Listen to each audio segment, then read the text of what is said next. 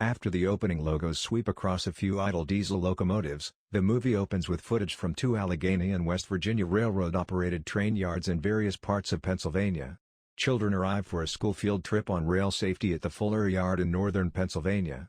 While getting ready for work, Will Coulson sneakily observes his wife boarding their son's school bus in the southern Pennsylvania town of Stanton. She won't even return his call when he makes it. When conductor Coulson arrives at work, he receives his instructions for the day and discovers he will be working with engineer Frank Barnes, with whom he has never previously worked. He finds Barnes amid a group of elderly workers with whom he exchanges harsh words over their different ages. The older workers grumble about Coulson replacing them as he goes to punch in, claiming that Coulson obtained his position through family connections in the union. A couple of ostlers in Fuller are yelled at by the yardmaster to move a train that has been standing in the way of the excursion train for schoolchildren. One of them, Dewey, makes the hasty decision to forego attaching the air hose between the locomotive and the remainder of the half-mile, 1 kilometer, train. The other ostler informs him that this means the train's air brakes won't be functioning, but Dewey assures him that they will when they have parked the train on an alternative track. Barnes, a 28-year employee, meets Coulson outside their locomotive for the day and learns that Coulson, who will be in control of the train, is only 4 months out of training. Coulson is reminded to ask questions if he has any questions about anything. The locomotive is moved across a bridge to the location where the day's train will be attached. Coulson finds that the court hearing he had anticipated would result in the lifting of the restraining order barring him from seeing his wife and son did not go as planned. Dewey adjusts the train's dynamic brakes in the locomotive cab at the Fuller Yard by turning the throttle to the maximum position, idle. Dewey notices that the train is not on the proper track as it approaches a switch and, against the other ostlers' advice, climbs from the stationary vehicle to line it up correctly. With the 777, the throttle increases to its maximum speed as he does. He falls to the ground trying to reboard 777 since it has accelerated. Unmanned, the train departs the yard for the main line. The two depart Stanton for a zinc facility after experiencing a few small problems at the yard as a result of Coulson's inexperience, including taking on more cars than they had in their orders. The ostlers in Fuller alerted Yardmaster Connie Hooper to the presence of a runaway train that was en route to collide with opposing traffic on the main line. She phones Ned, a welder for the railroad, and instructs him to meet the ostlers where they can get in his truck, catch the train, and stop it because she believes the dead man's switch will activate the brakes and it will be a coaster that stops a few miles from the yard. When they arrive, they discover that the train is overpowered and moving too quickly for them to catch. Every train on the main line must enter sidings, and Connie and the dispatchers try to do this. A head-on collision with the train carrying the schoolchildren is narrowly avoided.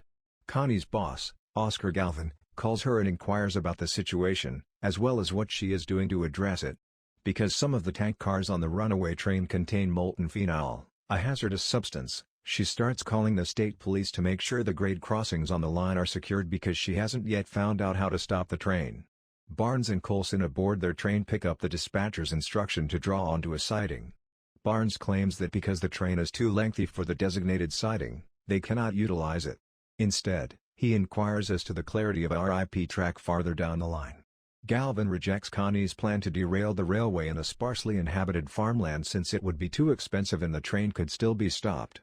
Another solution is approved at an urgent meeting of railway executives, but Galvin won't reveal what it is to Connie. The path of the train is covered by reporters at intersections in minor towns, helicopters, and live television coverage of the event. A horse trailer that had become stuck on the tracks at one intersection is destroyed by the speeding train.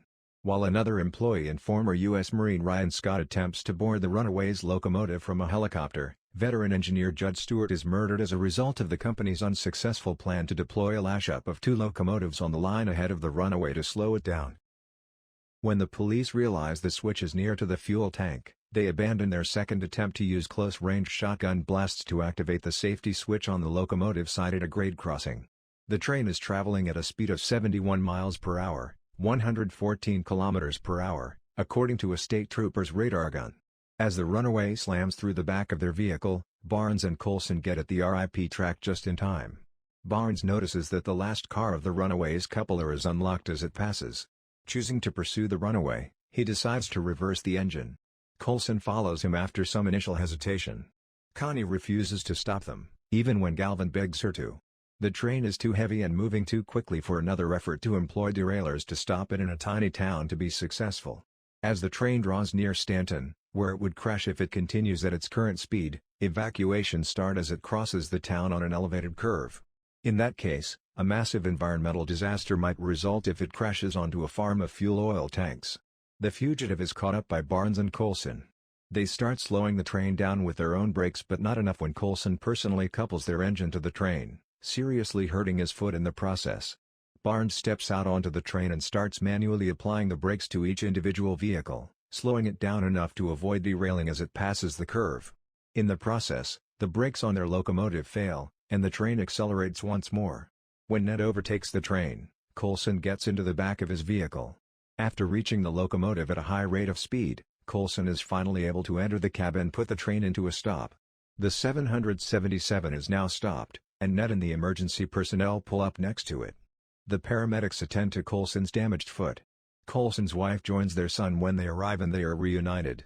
Connie shows up shortly after to congratulate them, and Ned, who is managing the press conference with another AWVR employee while being surrounded by friends, family, and vehicles from first responders and media agencies. The promotion of Barnes and his subsequent retirement with full benefits are disclosed just before the closing scenes.